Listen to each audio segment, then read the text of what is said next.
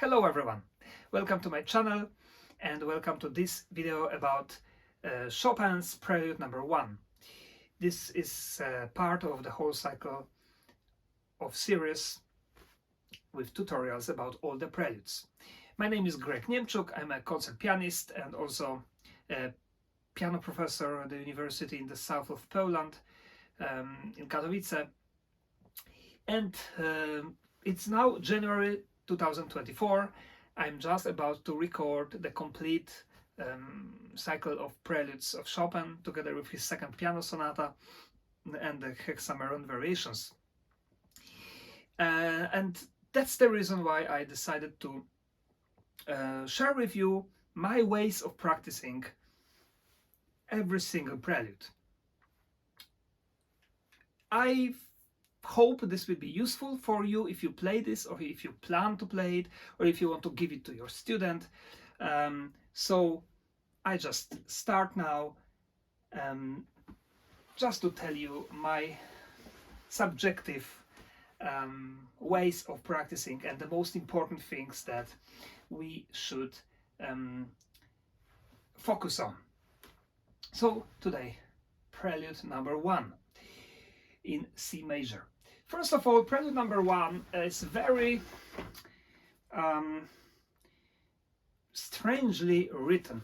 If you know what I mean, well, I'm sure if you are here, you probably have the score in your hand, and so I don't have to show you this, but when we look at this, we get discouraged. I don't know if you guys have the same thing, but I do.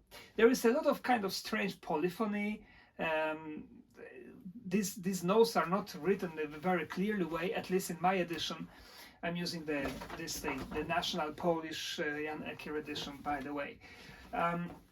But anyway, there is a way to approach it, and there is a way to make it more clear. So my way to make it more clear is to definitely start working every hand separately, and even learning every hand separately by heart. And then it starts to be very easy, because left hand has just 3 notes,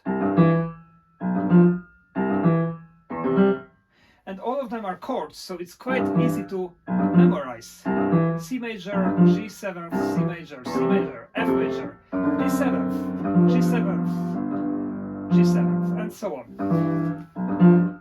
This is the first easy thing in this prelude. As you can see, I'm using my wrist, but in general it's not very difficult to just play this left hand alone. You can practice, if your hand is not so big, you can practice it like this,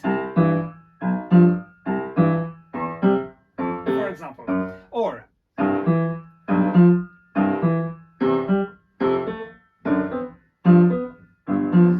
and so on. And you should get to the final tempo.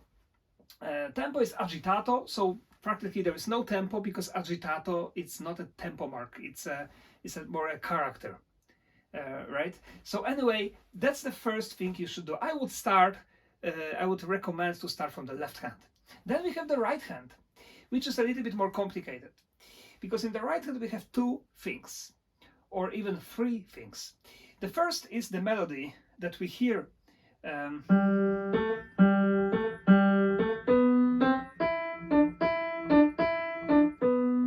that is played by thumb, and the thumb has to sing in this prelude. So I recommend to learn it also by heart, and to learn how to sing using the thumb.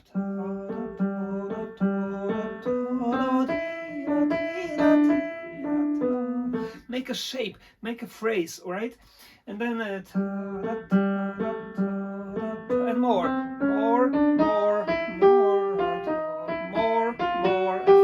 and faster, because we have the stretto here,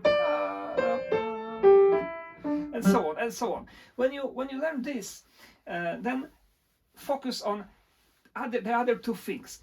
There is another voice up there which we also hear, which sings exactly the same thing than the thumb. So you can practice those 2 without the middle. So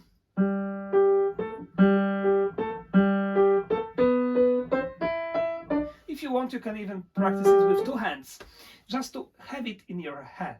Then look at the middle and just play only the middle.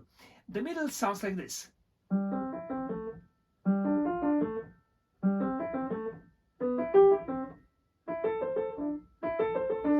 And when you know all of this, then it's time to play all the right hands alone.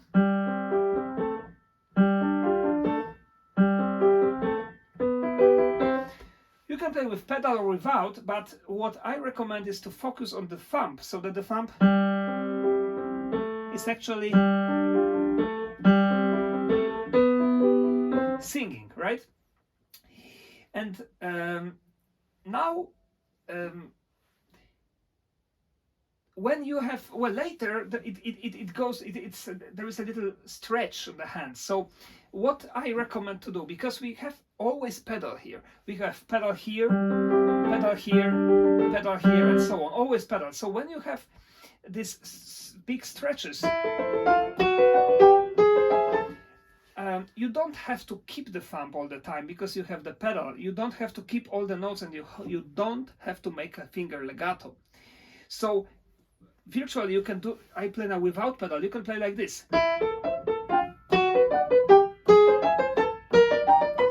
Then it's easier, and then when you take a pedal, it sounds.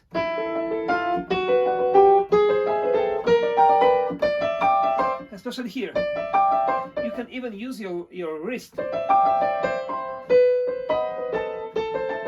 So just don't play finger legato. Now, how to put this together? Of course, when you know it by heart, it's a little bit easier. But what is very important is to know where those notes play together. So those two notes are always together. I mean, there's left hand and then two. So you can start practicing like this.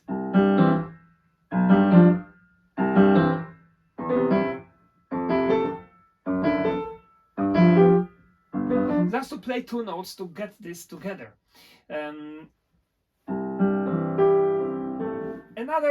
After that, I recommend to practice one bar at a time and stop. Just to play like them. Stop. The second. Stop. Stop. Stop. And so on. Stop. After that, you can play two bars or four, because they make a phrase. So stop, and then stop, right? Don't waste your time to play the whole thing. Just focus on small parts and master them, and then put them together. So I think that's how I would approach it. I approached it, and that's how I recommend to approach it.